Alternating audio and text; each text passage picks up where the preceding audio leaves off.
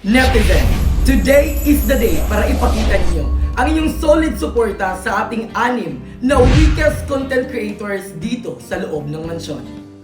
Sino Jemai, Debs, Abby, Rai, Sol, and EJ?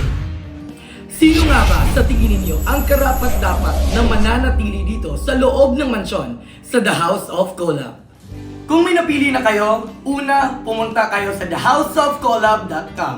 Pangalawa, pumili ng iyong idolo at i-save para sa elimination na ito. At kada boto ninyo ay meron kayong matatanggap na freebies or token of appreciation for your support sa mga iniidolo ninyo. Pangatlo, complete the transaction, vote or bid as many times as you want. Iboto ninyo ang inyong mga iniidolo dahil hanggang Biyernes lang to alas 3 ng hapon.